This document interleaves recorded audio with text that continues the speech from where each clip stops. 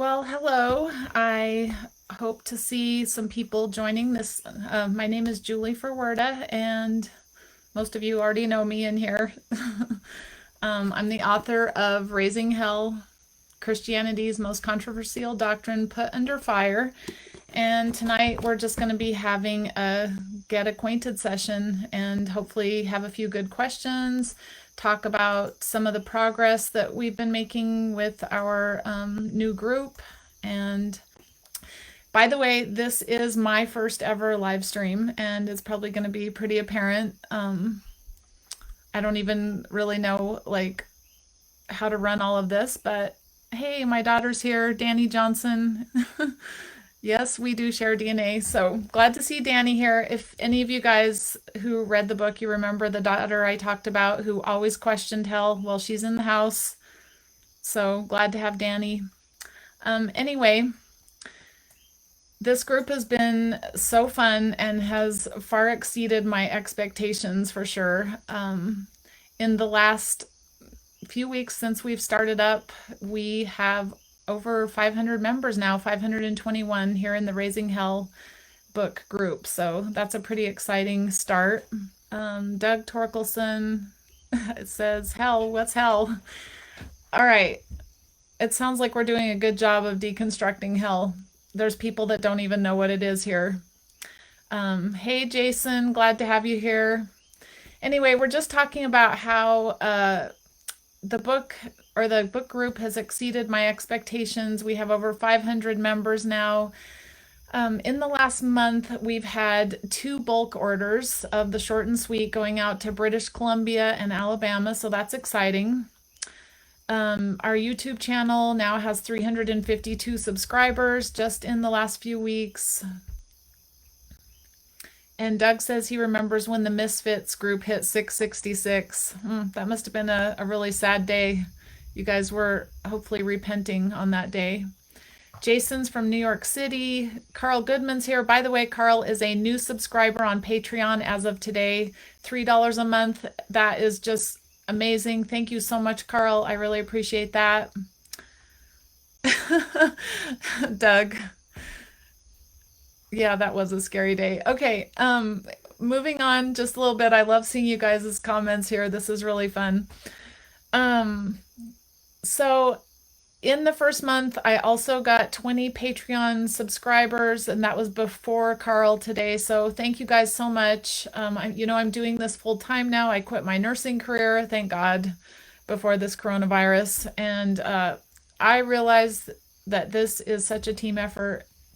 It takes all of us working together. So it always has and it always will. We've got a lot of hell to raise around this world. I can't believe, just talking to people through my hospital time and just even now, like reading things online, just how many people still believe in hell and are just like completely paralyzed in fear. And even in this group, we have a lot of great discussions going, but a lot of people still show the trauma that they carry in their everyday lives from fear. So anyway, also, let me just give you a little update on Amazon. I got on there today, and in the month of April, we sold 90 copies of Raising Hell. That is like so phenomenal. In May so far, we're up to 60. So the word's really getting out there, and this is beyond exciting. I know with the start of this group and having 520 members in a month, we've got our growing pains. We've certainly seen a little bit of that. Obviously, there's not that many people commenting or we wouldn't be able to keep up. But I just want to say you guys are doing a great job in the group. Most of the people are staying really positive and inclusive. I love the open vibe and how people just have the freedom to ask any question and not feel ridiculed or shaming or insulted or shut down. It is so important to me to keep the vibe in this group open and free, and where nobody's afraid to ask a question or state an opinion. I mean, if we truly believe that all people for all time are saved and reconciled to God and valued and a part of God. Like, why would we be afraid of anything they have to say? And so, the only thing that I take a strong stance against are people who try to shut down the conversation. And like I said, most of the people have just been doing a fantastic job. I'm so proud of you guys. I did have to remove a couple people from the group, but otherwise it's going really well. I don't even mind when people disagree. That's great. That's how we grow. That's how we expand our minds. I mean, if people didn't disagree, I wouldn't be here right now because, it took a lot of people challenging my thinking along the way. People like Doug Torkelson with all of his heresies challenging me along this path. So if you guys have noticed, Doug posts a lot of things from A Course in Miracles, and some people think that's a little too out there, a little too new agey, but honestly, what is new age? Like, let's stop with the labels and just realize that we have a lot to learn without fear from a lot of places. So let's see who else has stepped in. Jay Onofre is here. I hope I said that right. Hola, sister. When are you coming to Puerto Rico? It's so beautiful here right now. I hope we talked about Jay and her family coming over sometime, so I hope it happens soon. Matt McClay, he's from Manitoba. Great to see you, Matt. That's awesome. Oh, Carrie Knight's here. I got to tell you guys, Carrie Knight is such a soul sister. I first met her in Wyoming in a Sunday school class, and she and I have traveled a million miles through a lot of religious bull crap together, and I love that girl. She lives in Washington State now. Glad to have you here, Carrie. Janelle Romanak is here. She says, needing help in helping people deconstructing the doctrine of hell. That is what we are all about here. We are here to deconstruct some hell, and we have a book to prove it. So also, I just want to remind you guys, like, don't get discouraged if you have friends and family and people that you thought were like family in church and they're just not ready for this. I mean, you just throw the crumbs out to people, and when God is already working in people's hearts to open their eyes to this truth, they just latch onto it like that. I mean, that's how we all were, and it'll happen for them in their season of understanding. But it's kind of like, a baby chick in an egg. You can't help that chick out of the egg or you'll hurt it. And so we just have to throw out, little chunks of truth and wait until we meet the people who are interested. And when they are, it brings a lot of joy. Wendy, by the way, Wendy Chatham, it's so good to see you here. She says, I will be teaching my class. Can you guys see these comments? I hope so. She's got a class, a historical look at the Christian afterlife in September. By the way, Wendy, thank you so much for sending all that stuff. I had guests in town and I've been really busy and I haven't had a chance to look at it, but she sent me some amazing stuff that she put together. So I need to look into that. Hi, David Grant from BC. It's so good to see you here. Yes, our school system has programmed us into fear. Actually, is there anything in our society right now that hasn't programmed us with fear? Like, everywhere you look, that's the theme. I mean, it's our job now is to overcome fear and to find our personal empowerment. And, it's not about starting another war. It's about stepping out of that old paradigm and living a life of light and love. And that's how we crush fear. So, oh man, Doug Torkelson's leaving. He's so lame. I can't believe it. What about Saul? Hey, Rex Gasky. Great to see you here. So good to see all you guys. All right, so I'm going to go on just a little bit more. People are still streaming in. Michael Turi is here. Other people, so it's awesome. Paul Balmer's here from New Zealand. Wow, that's awesome. So good to see you. if anything crazy happens, we're getting a thunderstorm rolling in, and I hope, this is Puerto Rico. The power goes out like every other day. So if anything crazy happens, you'll know. All right, so we've talked a little bit about all of the amazing things that have happened since we started this group a month ago, just how much the book has been getting out in the hands of people, how much this group has grown to over 500 people in such a short time, and YouTube is up to 352 subscribers. So I just want to talk a little bit about what I'm doing now, and I still am working on a weekly video. I should have one up tomorrow, the next one in the series. Tomorrow's video is just going to be a look at, if hell isn't true, then why did Jesus die? And I know that's a big question we always get. It's one of my favorite questions, because once you finally get your head out of that old way of thinking, it just makes perfect sense. So we'll be looking at that. You guys can also feel free to give me suggestions on the videos that you want to see.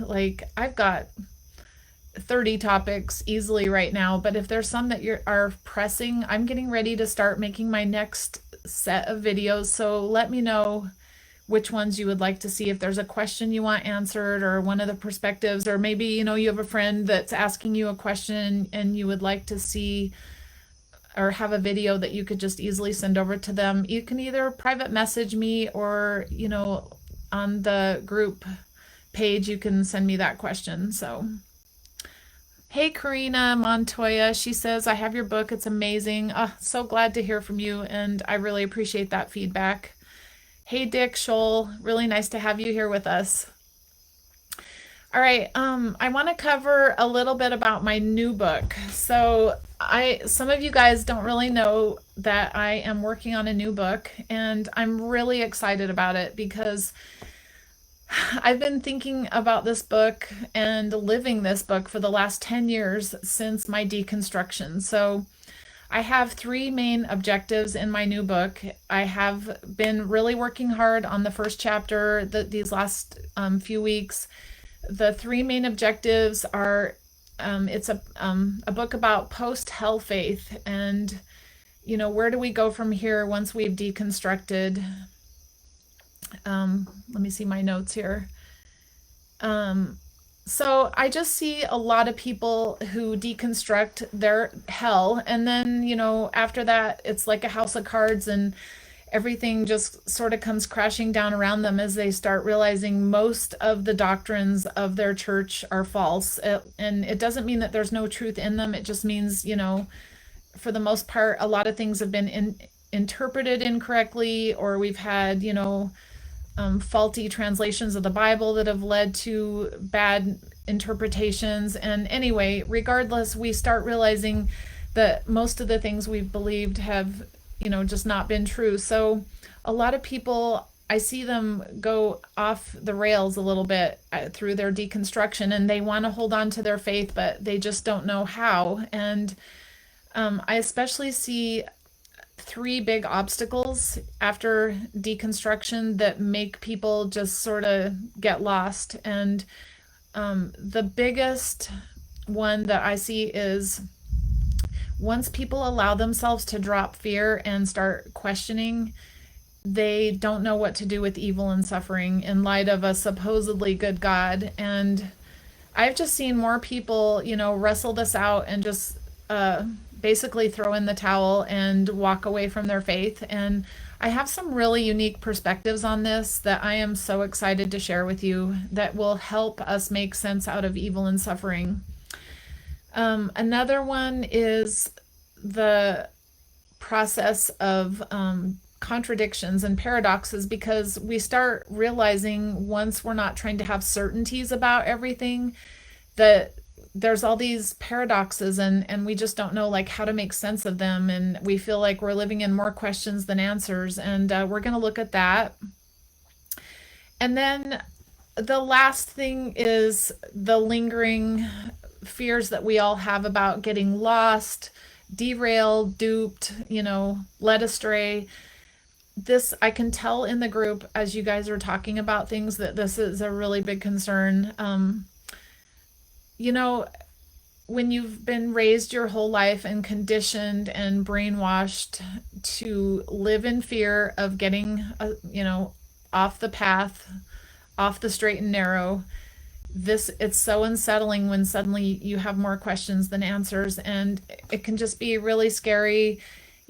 People are initially, they need to try to explain everything through the Bible, but then, maybe as they go through this process of deconstruction, they loosen that hold a little bit when they realize the Bible has a lot of errors and a lot of contradictions, but then they still have this fear of getting lost. And there's some really, really powerful perspectives on this that can ease your mind. And if you really believe that the universe is a safe place, which is, one of the things we're going to address, how can you know the universe is safe? And then if you do, how can you apply that to your deconstruction process so that you're not afraid and that you can't get lost?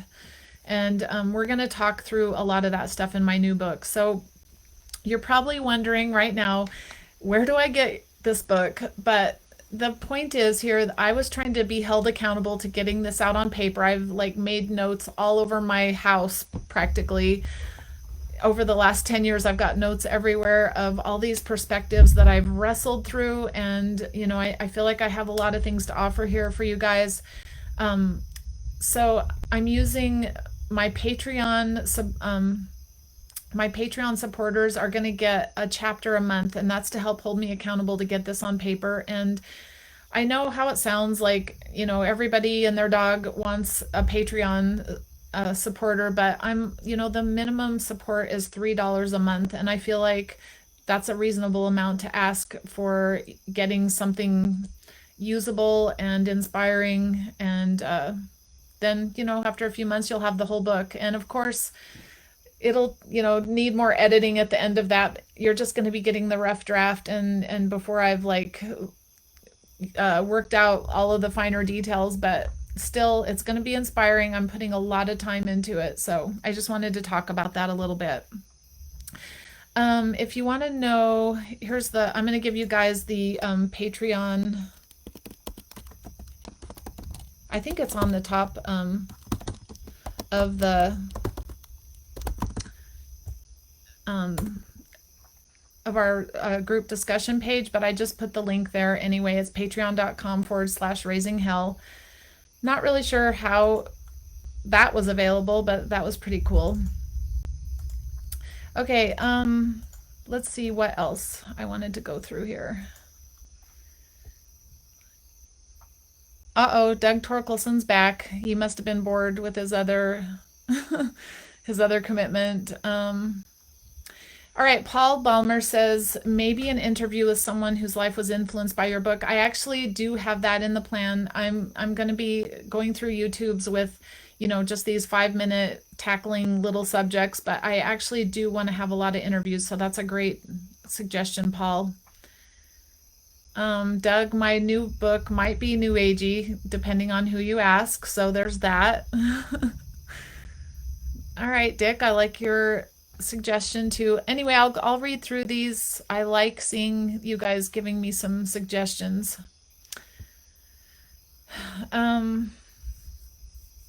So I want people in this post-hell period to not feel alone, which is a huge reason for this group. I feel like there's a lot of people here that have a lot of wisdom. Whatever you do, just don't listen to Doug Torkelson though, because he's just totally off the deep end with his new age stuff. Just kidding. I love Doug. Anyway, I want you to not be afraid and just to realize that, like I said, the universe is safe, and you can get over these hurdles. You don't have to let go of your faith. It's, the journey's full of a lot of twists and turns, but it's worth it. And the big thing is, in our old paradigm, we had to have all the answers now. And I'm asking you, be patient, listen to people, ask your questions, but be willing to sit with the uncertainties and the not knowing for a while. that's really a more realistic way that the universe works, is to take time to reveal things. It's not a list of doctrines that somebody else came up for you. It's about this inner journey of having a relationship with God, with, the divine source, whatever you want to call it. And you don't just get the answers right away. So it's not a scary thing once you just give yourself over to it. And one of the ways that I've always described this is life is like a river, and you're in it, and you can either fight the current and put your feet down and stand with all your might and try to hold back the water, or you can put your feet up and let the river take you where you need to go. And I feel like the river is safe and it is trustworthy. So let's see if there's any more comments that we need to talk about here. Yeah. I'm just reading Carl Goodman. Hell's been a big part of his life. It's hard to let go. Oh my gosh. It's normal to have to take a few years for this to let go. I mean, I had been raised in the doctrine of hell for 40 years. It took a long time to let this go. And thankfully you come to some places later on where you start moving into other topics, but I love that we have this group here. It's a great place to deconstruct. Every question is welcome. Every conversation, that's made out of a sincere heart is absolutely a fair game to bring up. So,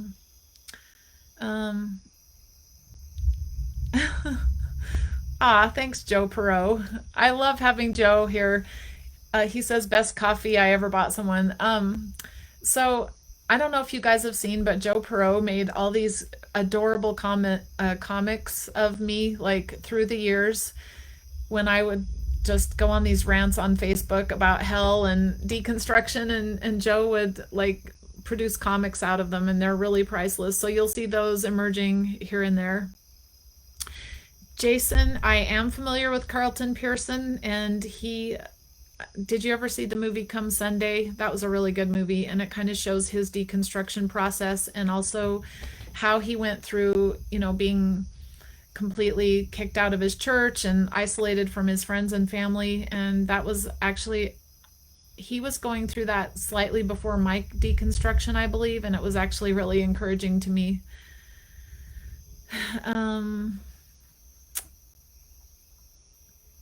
Just reading through the comments here. Yeah, David Grant says it's challenging to personally let something go that we've accepted, and it's uncomfortable to lean into having been duped. And that's why I feel like the most important thing we can do here in our reconstruction process is learn to listen to that inner voice and reclaim our, leaning into our instincts and our hearts, and believing that we have the divine within us speaking to us, and that is our truest compass. If we're relying on other people or books or whatever, as some ultimate source of transformation, we're going to be disappointed. So it's really important to learn to embrace that the Spirit guiding us. It says in the New Testament, it says the Spirit will guide you into all truth. And most of the people throughout history didn't have a Bible, so how did they do it?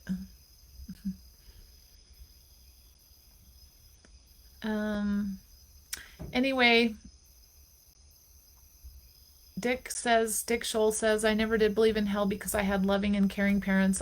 That's so sweet. And how wonderful to have people that had such simple faith, just like my daughter Danny, who's present with us here today. She always questioned me on this, and I wish I would have listened, but I was the parent, and I had the answers, and she was just the child. So if we remember, Jesus said something like the child will lead them, or maybe that was Isaiah actually, but Jesus talked a lot about the children too.